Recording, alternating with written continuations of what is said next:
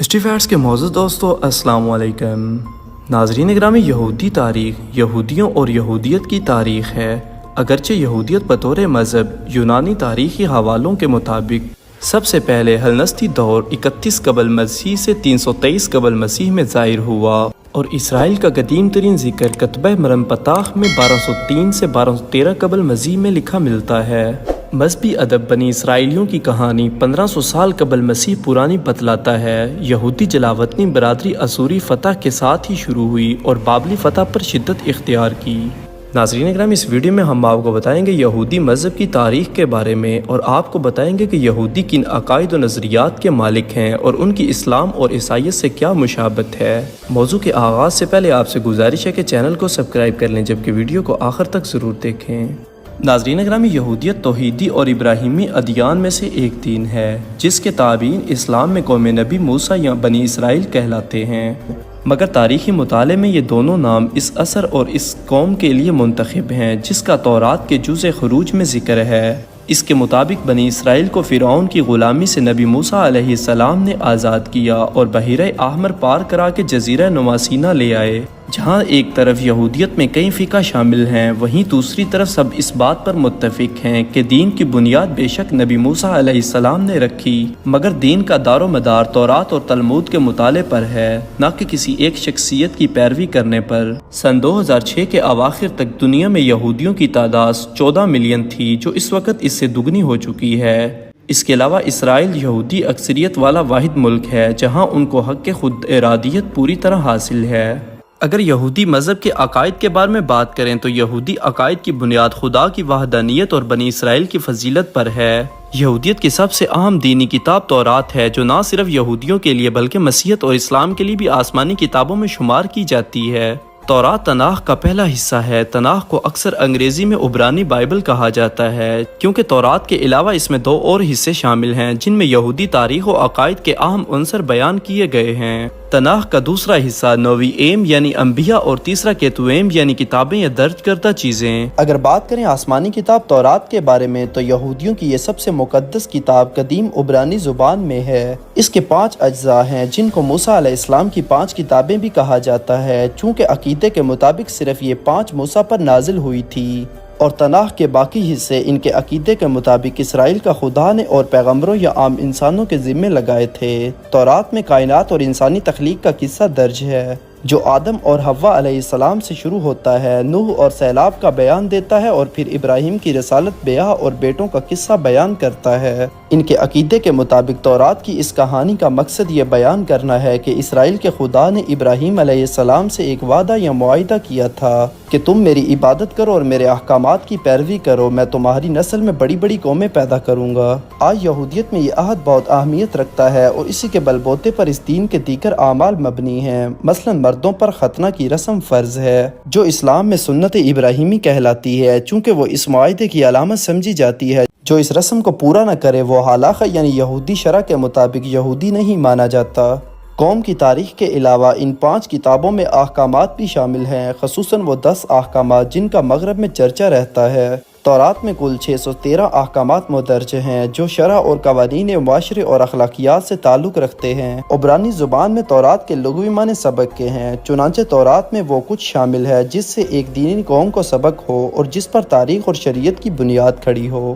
ان کی ایک مقدس کتاب اور عقیدہ مشناہ بھی ہے، جس زمانے میں بیت المقدس پر روم کا راج تھا اور بنی اسرائیل صرف رومی گورنر کے خاص اجازت سے اپنے موبد پر آیا کرتے تھے۔ اس زمانے کے علماء اپنے زیادہ تر وقت شرعی اور فقہی غور و فکر میں گزارتے تھے جو تورات پر مبنی تھا۔ جب سن 70 عیسوی میں روم نے اس موبد کو تباہ کر دیا اور موسوی امت بکھر گئی، اس کے علماء نے تفسیر و تفہیم کے کام پر اور زور دیا۔ نتیجہ یہ ہوا کہ سن 200 قبل مسیح اور سن 200 قبل عیسوی کے درمیان ایک مصحف جمع ہو گیا جس میں یہودیت کے سب سے نامور علماء کی آراء اور تفسیریں شامل تھیں۔ اس مصحف کو مشناہ کہتے ہیں، لغوی معنی ہے روایات جو دہرائی گئی۔ کہتے ہیں آئندہ کی فقہی اور قانونی تفکیر اس پر مبنی ہے اور تلمود اس کے ماخوذ ہے۔ مشنہ 6 حصوں میں بٹی ہوئی ہے: بیج، آیات، نساء، نقصانات، مقدس امور اور طہارات۔ البتہ ان ناموں سے ان کے مکمل مواد ظاہر نہیں ہوتا۔ مثلا بیج کے حصے میں فصلوں کے کاشت سے وابستہ قانونی امور کے ساتھ ساتھ غریبوں کا حصہ اور عبادات کے اصول بھی شامل ہیں۔ اسی طرح ایاد کی حصے میں پساخ اور شعبات جیسے تہواروں کے علاوہ مقدس صحف کی کتابت بھی اصول میں درج ہے۔ ان کی ایک عبادت ہے تلمود۔ دوسری اور تیسری صدی عیسوی میں یہودی اپنے محبت سے محروم درس تورات سے مجذوب رہے۔ سلطنت روم نے قوم یہود کے یروشلم میں کوئی جگہ نہ چھوڑی تھی، چنانچہ وہ بکھر کر موجودہ اسرائیل اور عراق کے دیگر شہروں میں بس گئے۔ تورات کو پڑھنا اور گزرے علماء کی زبانی کلام کو یاد کر کے اس پر غور و فکر کرنا ایک عبادت سی بن گئی۔ اس عبادت کے نتیجے میں تلمود وجود میں آئی۔ کنعانی اور بابلی مدن میں مقیم یہودی علماء نے اپنی زندگی کا مقصد موسیٰ کی تورات کو سمجھنا اور اس پر عمل کرنا بنا لیا، لہٰذا انہوں نے مشنا یعنی ان کے گزرے ہوئے علماء اور اساتذہ کی روایات کا مطالعہ اپنے بنیادی موقف بنا دیا۔ اس مطالعے کے نتیجے میں تفسیر کے دو حصے اقسام ظاہر ہوئے، ایک کا نام ہے اگادہ، دوسرا کا نام ہے ہلاخہ۔ اگادہ کا مطلب ہے تاریخی اور معرفی روایات، ہلاخہ کا مطلب ہے قانونی، اصولی اور اخلاقی روایات۔ دونوں اقسام تورات اور مشنا کے مطالعے کا نتیجہ ہیں۔ در حقیقت آج دو الگ مجموعے وجود میں ہیں جن کو عام تلمود کے نام دے سکتے ہیں۔ ان میں سے ایک پہلے تیار ہوئی جو 4 صدی کے اسرائیلی مدن کی پیداوار ہے، اس کو یروشلمی تلمود کا نام دیا جاتا ہے۔ دوسری 5ویں صدی میں بابل میں مکمل ہوئی اور اس کو بابلی تلمود کہا جاتا ہے۔ بابلی تلمود کو ذرا زیادہ عزت حاصل ہے اور اس حال میں زیادہ استعمال بھی ہے۔ اگر بات کریں یہودیوں کے مقدس دن یعنی شعبات یعنی ہفتہ کے بارے میں، یہودیوں پر اس دن کی عبادت فرض ہے جس کا جائزہ اس کے مقالے کے اگلے حصے میں کیا جائے گا۔ مگر ایک یہودی خاندان کا پورا ہفتہ شعبات سبت کے 26 گھنٹوں کی تیاری اور انتظار میں گزر جاتا ہے، کیونکہ وہ 26 گھنٹے پوری طرح عبادت کے لیے وقف ہوتے ہیں۔ شعبات یعنی سبت یعنی ہفتے کا آغاز جمعے کی شام سورج ڈھلنے پر ہوتا ہے اور اختتام ہفتے کی رات کو 3 ستارے نظر آنے پر۔ اس دوران دین کی پیروکار پیسے کمانے والے کام نہیں کرتے، پیسوں کے ذکر سے پرہیز کرتے ہیں، بجلی کو نہیں چھیڑتے یعنی جو بتیاں جلی ہیں ان کو بجھاتے نہیں ہیں اور جو بجھی ہیں ان کو جلاتے نہیں ہیں، آگ سے آگ نہیں جلاتے یعنی چولہا بند رہتا ہے، گاڑی نہیں چلاتے اور دیگر پابندیاں بھی اس میں شامل ہیں۔ ان پابندیوں کے پیچھے منطق یہ ہے کہ جب یروشلم میں بنی اسرائیل کی بڑی عبادت گاہ ہوتی تھی جو عالمی یہودیت کا مرکز تھی، تو دین کے تمام شرعی فرائض وہیں ادا ہوتے تھے۔ سن 70 عیسوی میں روم کی فوج نے اس عبادت گاہ کو تباہ کر دیا تھا، جس کے نتیجے میں یہودی بکھر گئے، اور اب قوم یہود کو اس مسیحا کا انتظار ہے جس کی آمد پر ان کی یہ مرکزی عبادت گاہ دوبارہ تعمیر ہوگی۔ وہ وقت آنے تک شعبات ہی وہ عبادت گاہ ہے، وقت اور آرزو کی تعمیر کردہ جو ہر ہفتہ دوبارہ بنتی ہے اور ہر ہفتہ بکھر جاتی ہے۔ یہودی مذہب میں روزمرہ کی عبادات بھی موجود ہیں جن میں 3 عبادتیں مقرر ہیں، جن میں وہ صبح اور دوپہر کی فرض ہیں اور شام اپنے آپ پر واجب کی جا سکتی ہے۔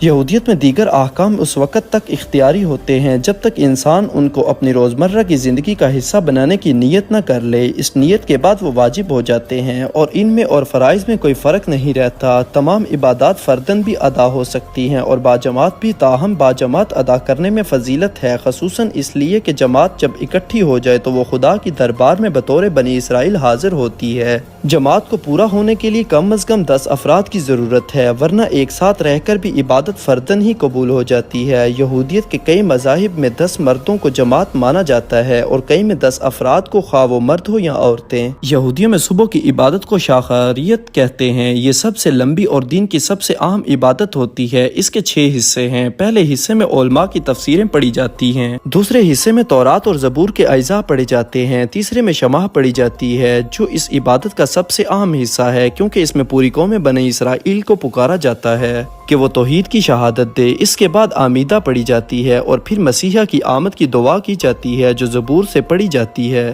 آخر میں بنی اسرائیل کے فرائض کو دہرایا جاتا ہے اور توحیدی شہادت بھی دہرائی جاتی ہے۔ دوپہر کی عبادت کو منخا کہتے ہیں، اس میں آمیدہ پڑھی جاتی ہے اور تہواروں پر تورات کا جز بھی پڑھا جاتا ہے۔ مغرب کی عبادت کو معاریب کہتے ہیں، مغرب کی عبادت اس میں شمع اور آمیدہ پڑھی جاتی ہے۔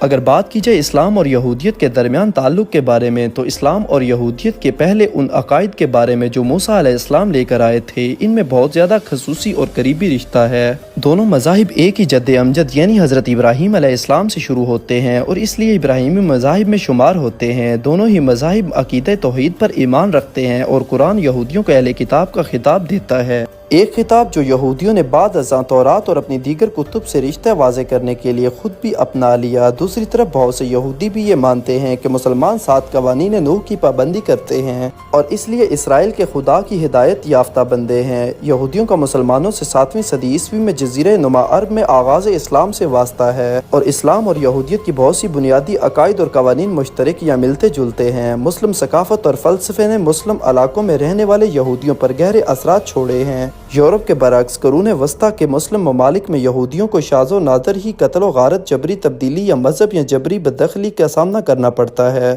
انہیں مسلم ممالک میں عمومی طور پر مذہب، رہائش اور کوئی بھی پیشہ اختیار کرنے کی آزادی حاصل تھی، یہاں تک کہ 712 عیسوی سے 1066 تک بنو امیہ اور بنو عباس کے دور حکومت کو ہسپانوی میں یہودی ثقافت کا عہد زری مانا جاتا ہے۔ ان ممالک میں رہنے والے یہودی اور دیگر غیر مسلموں کو ذمی شمار کیا جاتا تھا۔ ذمیوں کو اپنے مذہب پر عمل کرنے اور اپنے اندرونی معاملات اپنی مرضی سے طے کرنے کی مکمل آزادی تھی، تاہم ان پر کچھ پابندیاں بھی تھیں جو مسلمانوں پر نہیں لگائی جاتی تھی۔ مثلا ان پر جزیہ لاگو ہوتا تھا جو ایک فی کس ٹیکس تھا اور ہر بالغ غیر مسلم مرد سے وصول کیا جاتا تھا۔ یہودیوں کے لیے ہتھیار لے کر چلنا اور ایسے مقدمات میں گواہی دینا بھی منع تھا جس میں کوئی مسلمان فریق ہو۔ ذمیوں سے متعلق کئی قوانین علامتی اور امتیازی تھے۔ مثلا کچھ ممالک میں ذمیوں کے لیے علیحدہ لباس مخصوص تھا تاکہ ان کی آسانی سے شناخت ہو سکے۔ مسلم ممالک میں یورپ کی نسبت بہتر سلوک کے باوجود یہودی مکمل طور پر جبری اقدامات سے آزاد نہ تھے۔ مثلا کچھ یہودیوں کو 12ویں صدی عیسوی میں ایران اور دولت معاہدین کے حکمرانوں کی جانب سے ہسپانیہ اور شمالی افریقہ میں قتل و غارت، جبری بے دخلی اور جبری تبدیلی مذہب کا سامنا کرنا پڑا۔ نامور یہودی رائے فلسفی اور طبیب موسیٰ بن میمون جو مغرب میں میمونائڈرز کے نام سے جانے جاتے تھے، اس زمانے میں اسپانیہ سے نقل مکانی کر کے مصر میں سکونت اختیار کی۔